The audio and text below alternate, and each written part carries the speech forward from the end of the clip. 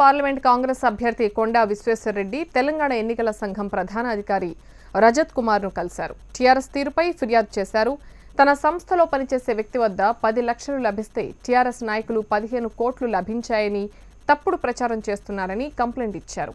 కొండా విశ్వేశ్వరరెడ్డి గెలుపు ఖాయమని తేలడంతో టీఆర్ఎస్ కుటిల రాజకీయాలు చేస్తోందని కాంగ్రెస్ నేత దాసోజు శ్రవణ్ ఆరోపించారు. ఎట్టి పరిస్థితుల్లో ఓడిపోతామనే భయంతో ఇంతవరకు దిగసారిండు. నా పేరు బదనాం చేయాలని ఏదేదో ఆరోపణలు పెట్టిండు. ఎవరిదో 10 లక్షలు దొరికితే నావి 15 కోట్లు దొరికినట్టు వాళ్ళు న్యూస్ లీక్ చేస్తూ ఉన్నారు.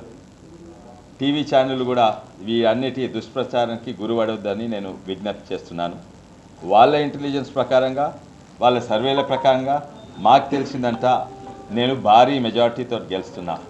ఈ భయంతో వీళ్ళు ఏదేదో ఆరోపణ మా చుట్టమంట ఏదో దూరం చుట్టమంట ఎవరో అంట పట్టుకొని నాకు అంటగట్టి ఏదో 15 కోట్లంట. 15 కోట్లుంటే ఎక్కడున్నాయి చెప్పమనండి. ఇవన్నీ పనికిరావు. ప్రజలు తెలివిగల. ఇంకోటి ఏంటంటే నేనెవరో మా చేవల ప్రజలకు తెలుసు. నేను ఎటువంటి మనిషినో మా చేవల ప్రజలకు తెలుసు. తెలంగాణకు కూడా తెలుసు నేను ఎటువంటి మనిషినో. ఇవన్నీ పనిచేయేవి. ఇంతకుముందేమో లీడర్లను కొన్ని పనిచేసిండ్రు, అయినా గెలుస్తున్నా.